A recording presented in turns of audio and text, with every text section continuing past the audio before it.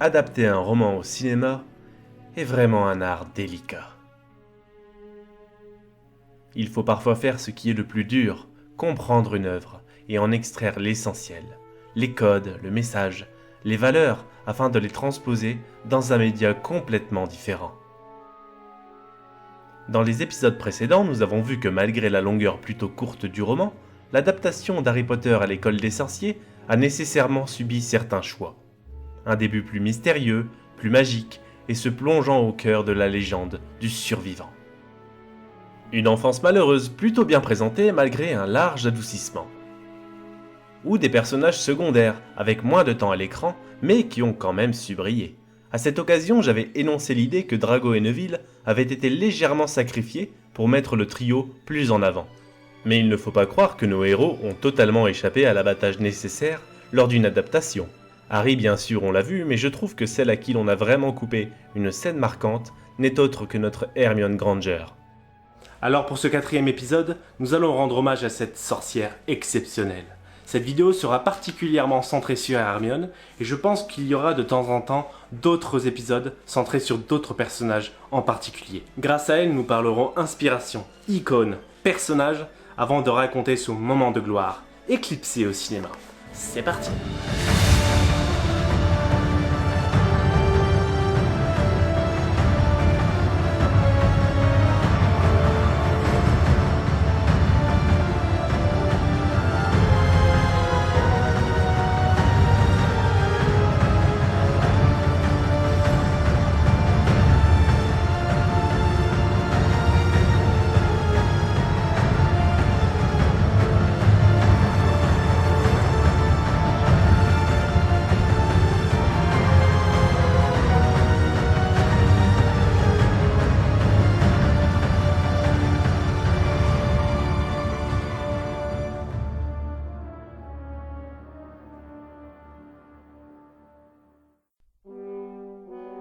En décembre 2015, la sphère Harry Potter est en ébullition. Le casting de la future pièce de théâtre Harry Potter et l'Enfant Maudit tombe. C'est la première fois depuis la saga de films que d'autres personnes vont endosser les rôles emblématiques de Harry Potter, Ron Weasley et Hermione Granger. Et ce qui va particulièrement faire parler, c'est le choix de l'actrice Noma Dumezveni, une femme à la peau noire, pour interpréter Hermione Granger. La sphère Harry Potter doit alors faire face à une nouvelle polémique, que l'on appellera plus tard le Black Hermione.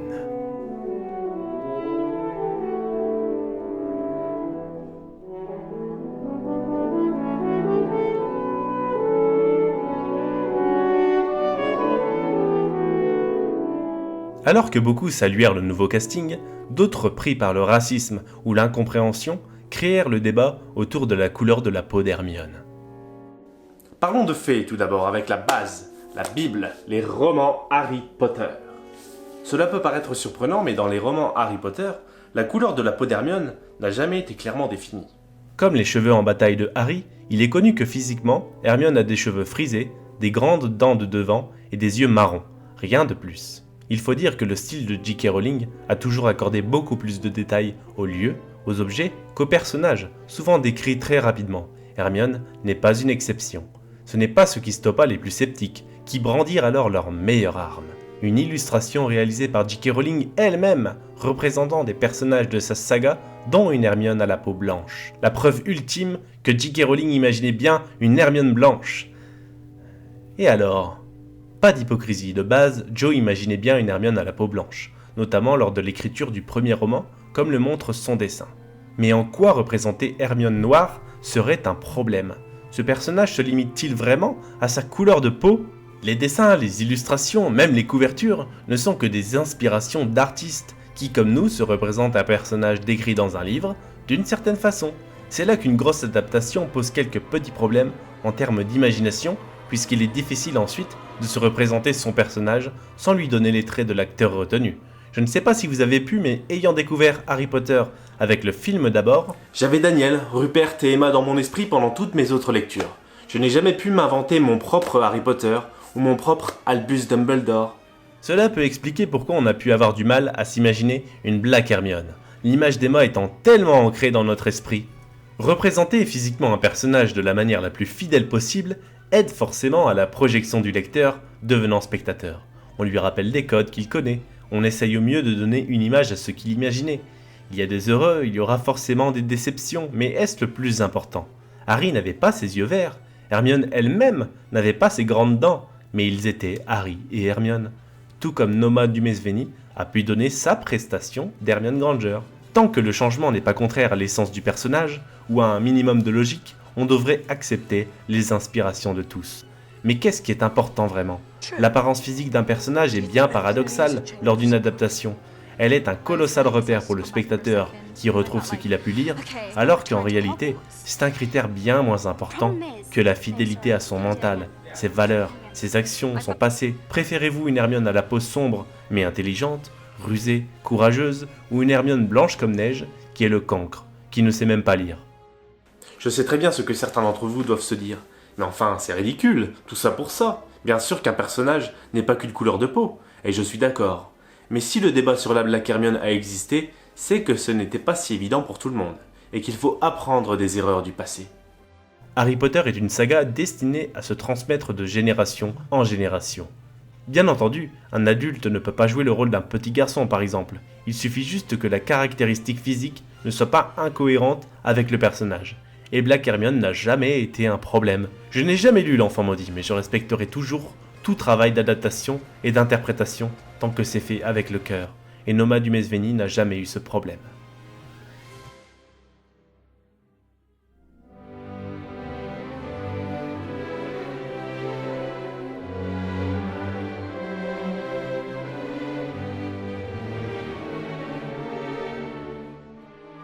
Adapter un roman, c'est aussi choisir des interprètes, et au-delà de l'aspect physique, trouver des personnes qui vivent le personnage, à tel point que leur personnalité et la sienne se confondent. L'un des plus gros défis qu'affronta l'équipe derrière l'adaptation d'Harry Potter à l'école des sorciers fut de trouver le Golden Trio, dénicher le petit garçon qui serait digne de porter les traits du survivant à l'écran, les acteurs à la hauteur de l'imagination de millions de personnes. Mais J.K. Rowling l'avoua elle-même, son attention était particulièrement dirigée sur celle qui décrocherait le rôle d'Hermione Granger. Il faut dire qu'Hermione est le personnage qui ressemble le plus à son auteur. Enfant, j'étais très angoissé. Je m'inquiétais de tout. Mais je masquais cette angoisse. À l'âge de 11 ou 12 ans, je ressemblais peut-être un peu à Hermione. J'avais le sentiment que je devais m'imposer. Il fallait toujours que je sois la première à lever le doigt. Il fallait toujours que j'aie raison. Et même si cela reste un jeu d'acteur d'enfant, je trouve qu'Emma, comme ses compères, s'en est plutôt bien sortie. Elle a parfaitement su nous sortir par les yeux au début de l'histoire avant de devenir indispensable à l'avancée de l'intrigue. Il faut dire que le scénario a su suivre la ligne directrice du roman concernant Hermione, en ne supprimant aucune de ses scènes clés. On a sa rencontre avec les garçons dans le train, la crise de larmes à Halloween et sa rencontre avec le troll, le moment où elle est devenue une vraie amie pour Harry et Ron, ou sa résolution de l'épreuve du filet du diable. Ils ont tout mis sauf une scène, celle qui a donc inspiré cet épisode, l'épreuve des potions. Cette scène se trouve à la fin de l'histoire, alors que notre trio affronte les épreuves qui protègent la pierre philosophale. Ron vient tout juste de se sacrifier, et contrairement au film où Hermione s'occupe de lui et laisse Harry partir tout seul, un choix plus juste pour Ron, moins pour Harry, dans le livre, Harry et Hermione passent ensemble à l'épreuve suivante. Ils se retrouvent alors dans une salle avec une table et 7 potions. Il y a du feu qui empêche d'accéder à la salle suivante, il y a du feu qui empêche de revenir en arrière. Il y a une énigme avec ces 7 potions qui permet justement de savoir, parmi celles-ci, laquelle permet de retourner sur ses pas, et laquelle permet de traverser les flammes et d'atteindre le miroir du Rised.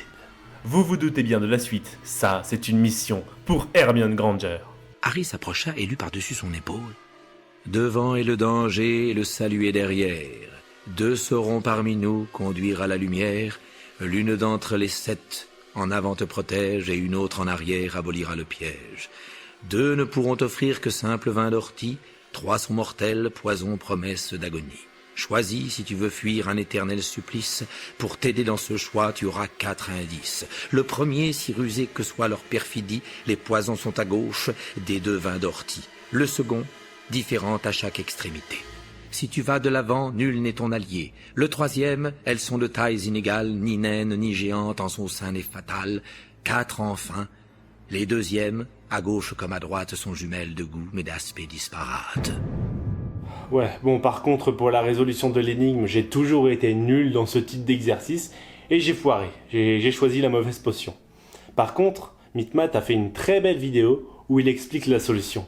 Donc je vous encourage vivement à aller la voir si ça vous intéresse. Hermione relut le papier plusieurs fois, puis elle examina attentivement les bouteilles en marmonnant pour elle-même. Enfin, elle poussa un cri de victoire. « Ça y est, j'ai trouvé! C'est la plus petite bouteille qui nous permettra de traverser les flammes noires et d'arriver jusqu'à la pierre. » Je suis assez mitigé sur l'absence de cette scène. Je dois vous avouer car dans un certain sens, c'est vrai que cette partie paraît moins impressionnante pour un film. Elle coupe un peu toute l'action du filet du diable, des clés et du jeu d'échecs version sorcier. Et Hermione a déjà fait ses preuves avec la plante placée par le professeur Chourave. Mais justement, quand je repense à cette épreuve, impressionnante certes, qui prouve que Hermione écoute bien en classe, oui, mais qui n'est pas vraiment à la hauteur de l'intelligence d'Hermione. Faire de la lumière, c'est quelque chose d'assez basique, alors que résoudre une énigme de ce genre à 11 ans est plus impressionnant mentalement. Heureusement, Hermione aura maintes occasions plus tard de prouver sa valeur dans les films, comme dans les livres.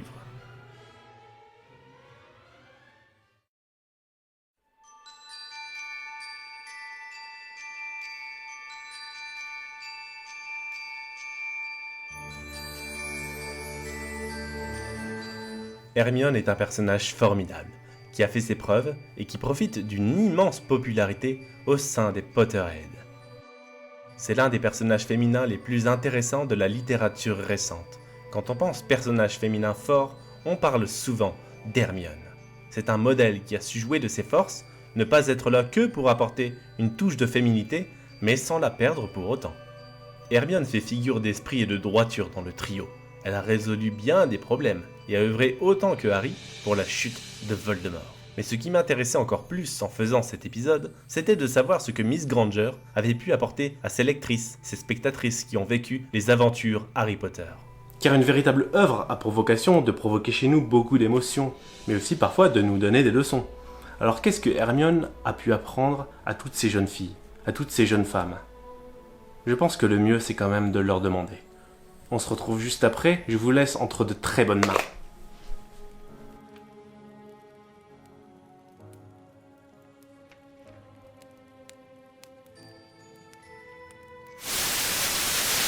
Hermione. Il y aurait tant de choses à dire sur ce personnage. Que dire d'Hermione? C'est tout simplement mon personnage préféré de la saga. On a tous un côté Hermione et le rôle qu'elle joue dans la saga Harry Potter est super essentiel. Alors déjà, il faut savoir que j'aime énormément le personnage d'Hermione, autant dans les livres que dans les films.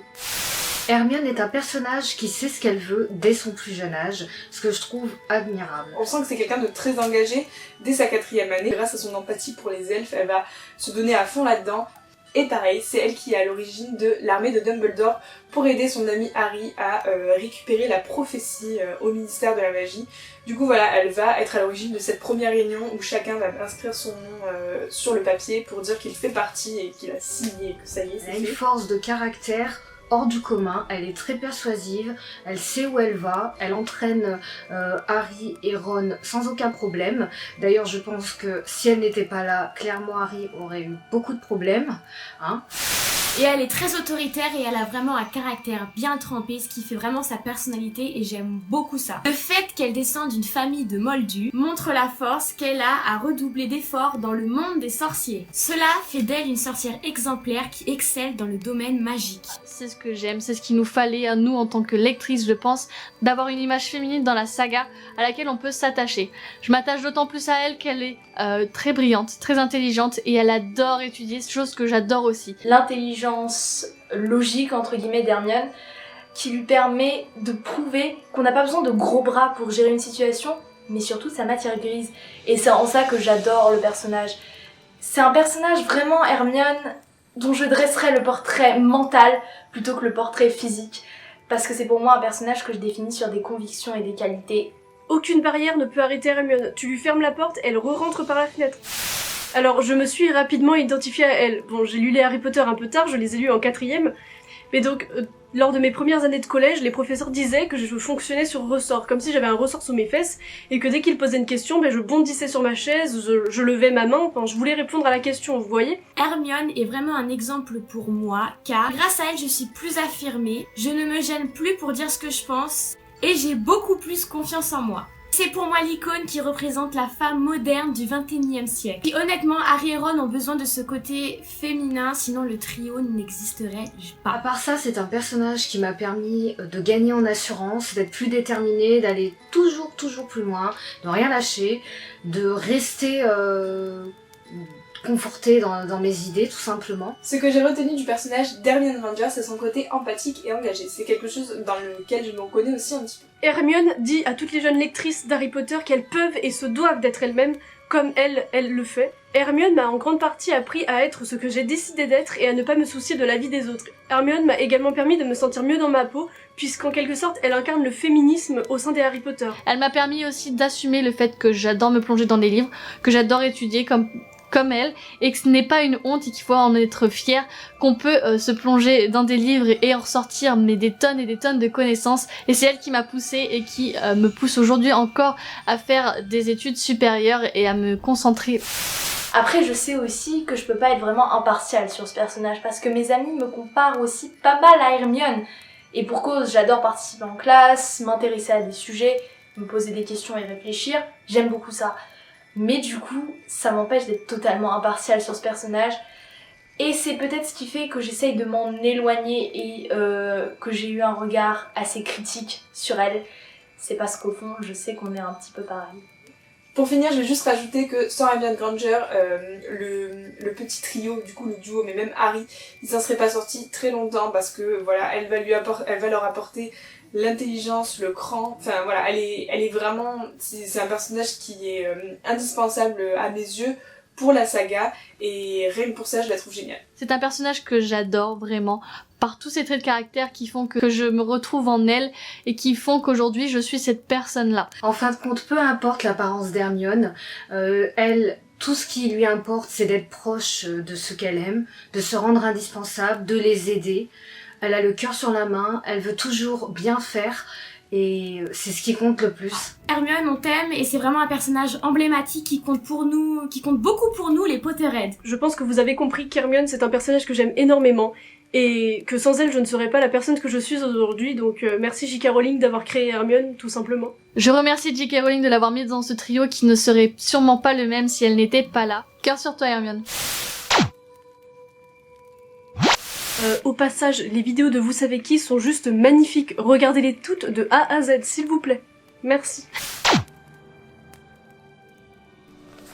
Et voilà, Graal 4 c'est terminé. Oui, je sais, c'est un déchirement, mais oui, mais c'est comme ça, qu'est-ce que vous voulez? J'espère sincèrement que cet épisode vous aura plu. Il m'a demandé énormément de travail. Je n'en peux plus. Dans cet épisode, nous avons vu beaucoup de sujets importants, comme le racisme, un petit peu de féminisme aussi. Bien sûr, tout ce que j'ai pu dire n'est que mon avis, c'est à vous de vous forger le vôtre aussi, mais pensez à écouter l'avis des autres, à le respecter surtout. Et surtout, j'espère que j'ai rendu hommage à ce magnifique personnage qu'est Hermione Granger et tout ce qu'elle a inspiré. Et c'est ainsi aussi que s'achève les Drals sur Harry Potter, l'école des sorciers. Je sais qu'il y a d'autres différences entre le roman et le film dont je n'ai pas parlé, comme Peeves par exemple, mais je garde ce sujet pour un autre concept. Et surtout, je vous laisse la surprise, puisque je ne le répéterai jamais assez, mais aucune vidéo du monde ne vaudra la lecture des romans Harry Potter. En tout cas voilà pour cette vidéo, je vous laisse. Je remercie beaucoup les youtubeuses qui ont participé à ce projet. Je me remercie moi-même, je vous remercie vous qui avez regardé la vidéo. Abonnez-vous à la chaîne de Vous savez qui, partagez la vidéo, commentez, envoyez-la à tous vos amis. Aimez-vous les uns les autres, aimez Harry Potter, mes faits enfin accomplis.